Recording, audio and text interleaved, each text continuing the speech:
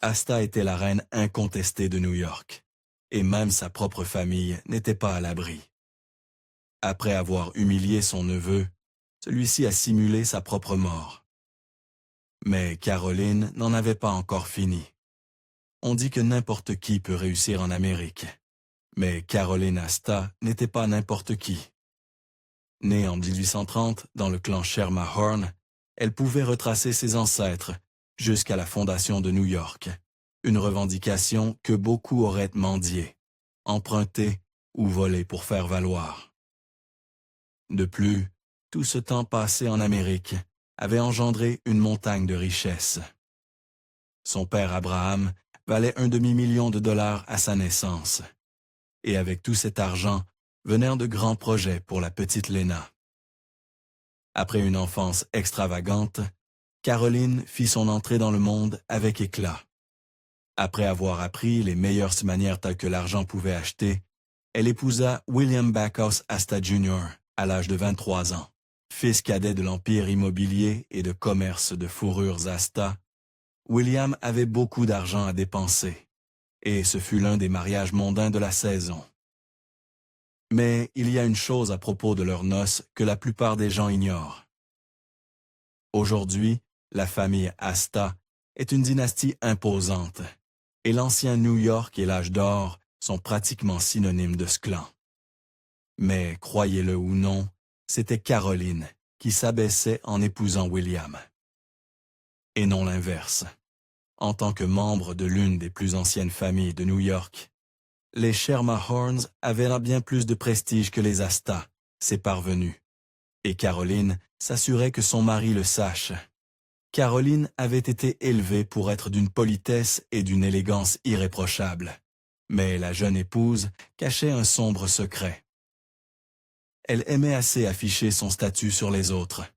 Et après avoir donné 5 enfants à William, elle entreprit de se distinguer de quiconque était en dessous d'elle dans la société. Elle devint tristement célèbre en tant que gardienne de la haute société new-yorkaise. Et avec ce rôle vint une étrange obsession. À l'époque, des hordes de gens affluaient à New York pour se faire un nom. Et Caroline estimait qu'il était de son devoir d'effectuer un contrôle de qualité. En conséquence, elle commença à se focaliser sur les règles d'étiquette comme un test pour déterminer qui était digne d'entrer dans son cercle. Elle se mit également à organiser des fêtes somptueuses, des thés exquis et des réceptions impeccables chez elle, veillant à n'inviter que des invités de son rang social. Et il y avait une invitée en particulier qu'elle ne manquait jamais d'inviter.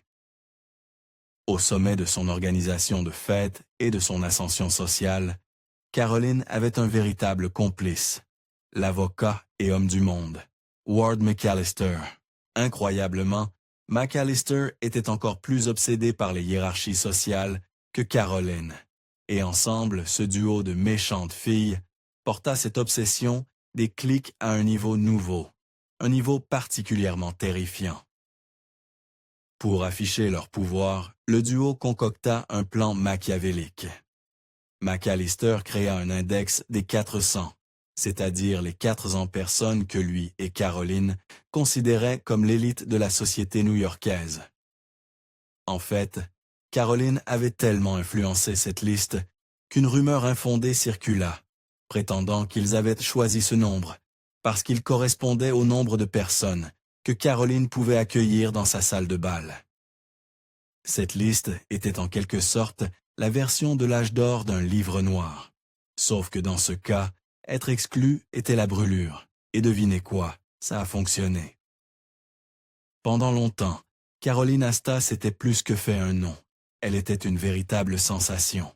Les amateurs de ragots suppliaient de savoir ce qu'elle avait porté aux soirées, et les invités au nez fin notaient fébrilement que son parfum était une odeur douce, quelque chose comme de la lavande sauvage mélangée à des roses de jardin.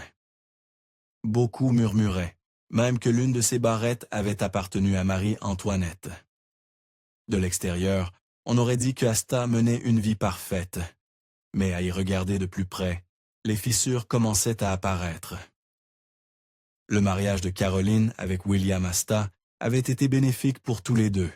lui apportant du prestige et à elle encore plus d'argent, mais ils cachaient quelque chose à la société. Même avec leurs 5 enfants, c'était un mariage extrêmement froid, principalement parce que William préférait flâner sur des yachts plutôt que de passer du temps avec sa femme. Cela affecta Caroline. Bien qu'elle affichât toujours un sourire parfait pour son public adorateur, Caroline Asta se fanait peut-être intérieurement. En effet, de nombreux historiens pensent que c'était la négligence de William qui poussa Caroline dans sa vie sociale frénétique, comblant son vide romantique avec les amis et les ennemis des salles de bal. Oh, mais William avait aussi quelque chose à dire à ce sujet. Non content de simplement ignorer sa femme, William pouvait être explicitement cruel envers Caroline lorsqu'il daignait rentrer à la maison. Il s'attendait à ce que son foyer soit un sanctuaire tranquille, et les nombreuses réceptions de Caroline le frustraient souvent. Alors, que faisait-il? Il interrompait la fête, renvoyait l'orchestre et ordonnait à ses enfants d'aller au lit, naturellement. Pourtant, Caroline était une femme intelligente et elle savait exactement comment tirer parti de la situation. Caroline apprit rapidement à gérer son mari récalcitrant, notamment en empêchant ses arrivées perturbatrices à la maison. En fait, elles devinrent si rares que les gens commencèrent à murmurer que Caroline le tenait désormais volontairement à l'écart dans ses divers clubs, afin de limiter ses éclats. Pourtant, même elle ne pouvait pas gérer sa prochaine rivale de la haute société. À l'époque où Caroline régnait en maître, une autre puissance montait pour défier son autorité, l'argent nouveau, plus précisément l'argent nouveau de la famille Vanderbilt. Cette famille, aujourd'hui élite, était nouvellement riche à l'époque. Et Caroline et sa clique les considéraient comme grossiers et indignes de leur compagnie, ce qui explique peut-être l'insulte dévastatrice qu'elle leur infligea.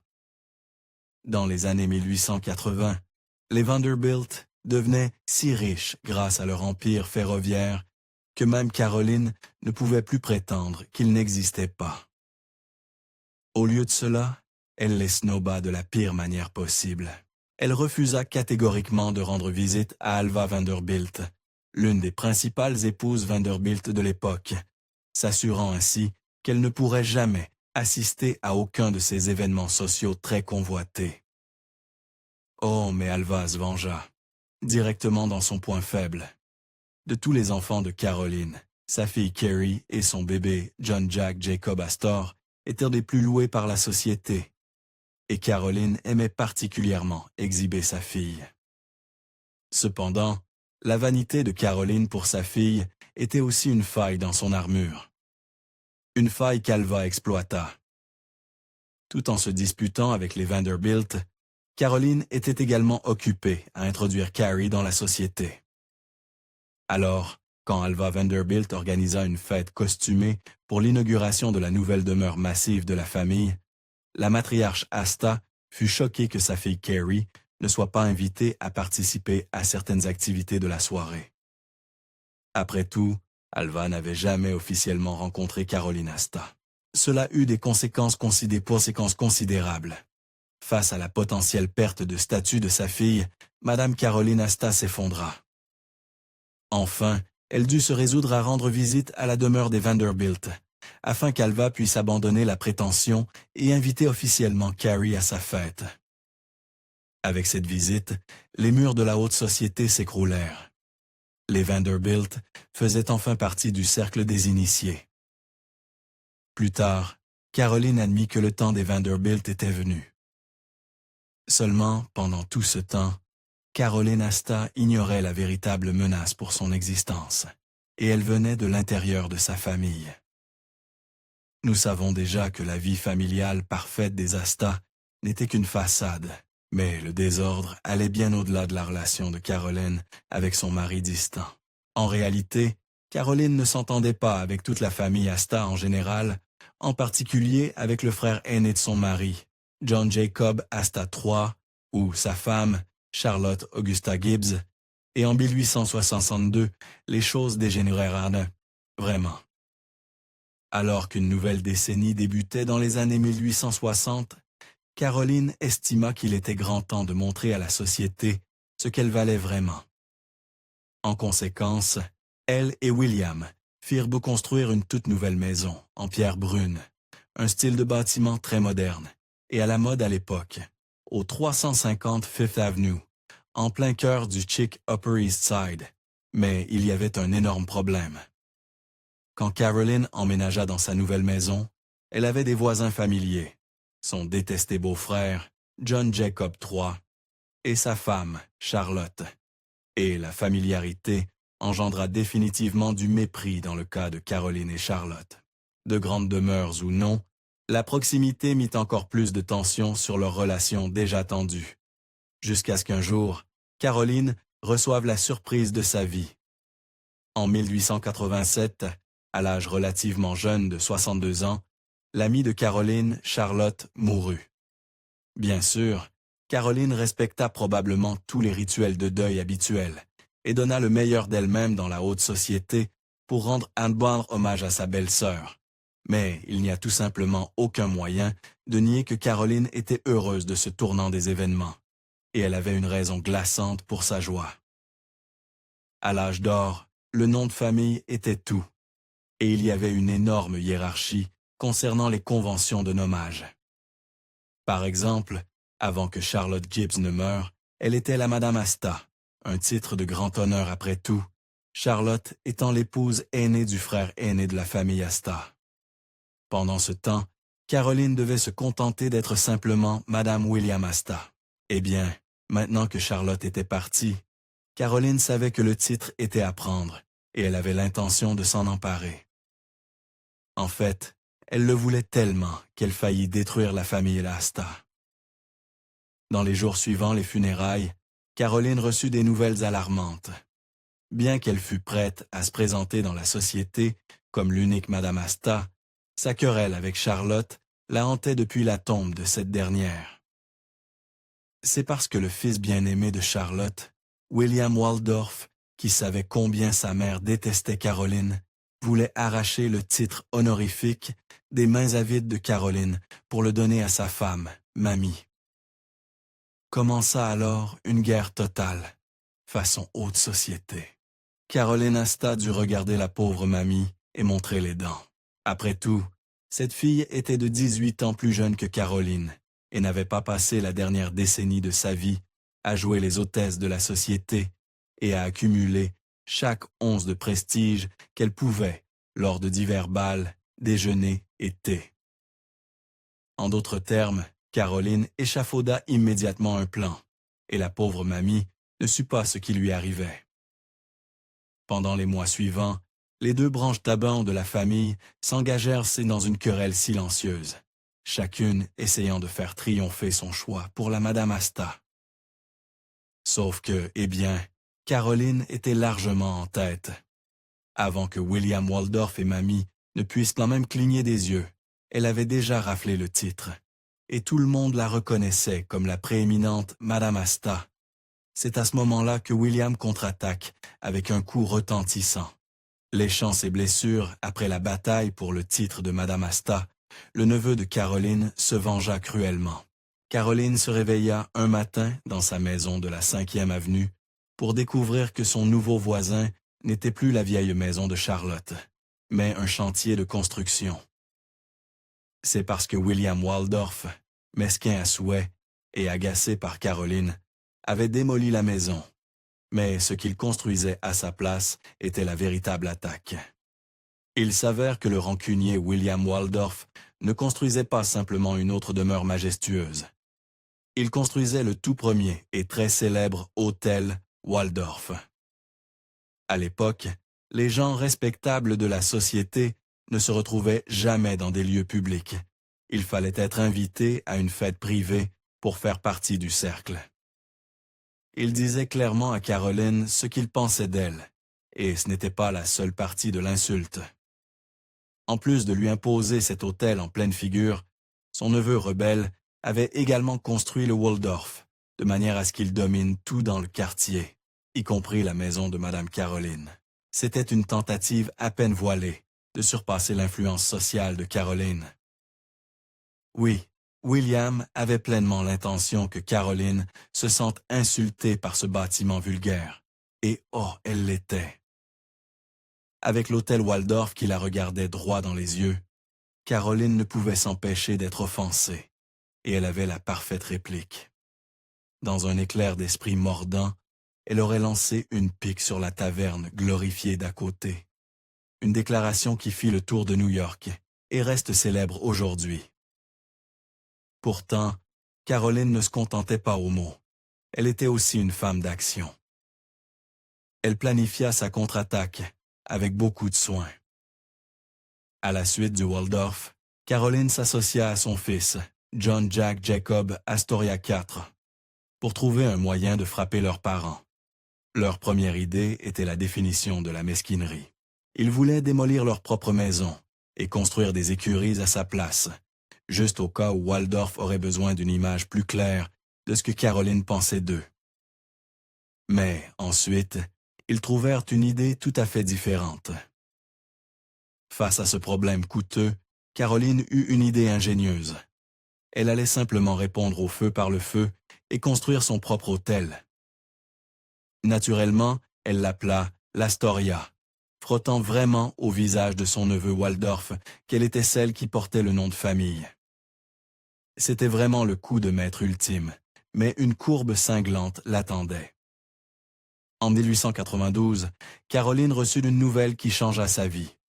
Son mari, William Astor, était mort subitement d'une rupture d'anévrisme.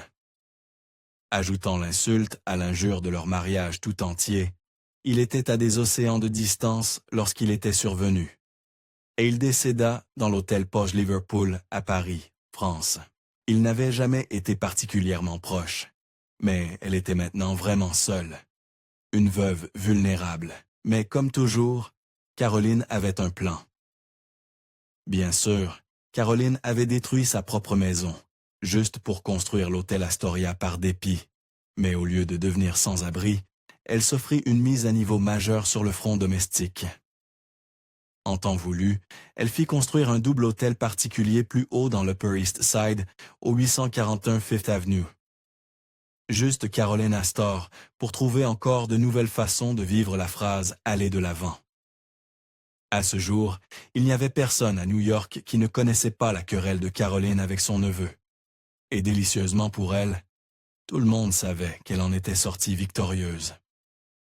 Waldorf n'était pas un perdant gracieux, loin de là. Après avoir essayé et échoué à détrôner sa tante avec son hôtel, Waldorf s'enfuit littéralement en Angleterre. Mais même là, le pouvoir de Caroline le poursuivait. Quand le neveu de Caroline partit pour la vieille Blighty, il était déterminé à ne plus jamais penser à sa défaite. Cela atteignit des proportions terrifiantes. Après avoir obtenu la citoyenneté britannique, William simula littéralement sa propre mort. Pourquoi? Principalement pour que les journaux américains cessent à tâtonner de rapporter à quel point il avait été écrasé par sa tante âgée. Cela s'effondra de la manière la plus délicieuse. Malheureusement pour le pauvre William Waldorf Astor, son plan hâtif, qui consistait simplement à ce que des domestiques disent aux journalistes qu'il était mort d'une pneumonie, fut immédiatement découvert. Et une fois que la nouvelle se répandit, les journalistes furent encore plus impitoyables en se moquant de lui dans les journaux. Cela montre simplement qu'on ne croise jamais Caroline Schermerhorn Astor. Malgré tout cela, la querelle de Caroline avec son neveu eut une fin surprenante. Dans un étrange coup du sort, les héritages de Caroline Astor et de William Waldorf Astor furent réunis à la fin. Peu après que Caroline et Jack aient construit l'hôtel Astoria juste à côté du Waldorf, les deux propriétés fusionnèrent, devenant l'hôtel Waldorf Astoria mondialement célèbre. Bien que ces bâtiments n'existent plus aujourd'hui non plus. À leur place, l'Empire State Building se dresse maintenant à leur emplacement. Alors que Caroline se déplaçait dans Manhattan, elle continuait de laisser sa marque. En temps voulu, Caroline se lassa de son méga-hôtel particulier sur la Fifth Avenue et finit par emménager dans une maison qui donnait directement sur le Central Park. Mais même dans ces dernières années, la socialite restait fidèle à elle-même. Elle continuait à vivre avec son fils Jack et sa femme Ava, malgré des environnements différents. Alors que Caroline atteignait ses 70 ans, même son esprit indomptable ne pouvait résister aux ravages du temps. Elle commença à souffrir de démence intermittente, tout en continuant de présenter son meilleur visage à la société et en gardant un œil attentif sur son fils. Et quand la fin arriva, Caroline s'assura qu'elle était légendaire. En 1908, à l'âge de 78 ans, Caroline Sherma Hornastor mourut, et elle emporta avec elle tout un âge de New York City. Son décès ne passa pas inaperçu. Sa plus jeune fille, Carrie, toujours soucieuse de plaire à une matrone de la société même dans la mort, érigea un énorme cénotaphe de 39 pieds de haut pour sa mère dans un cimetière situé à Broadway et Wall Street. Le départ de Madame Donna. Le départ de Madame Astor marqua la fin d'une époque.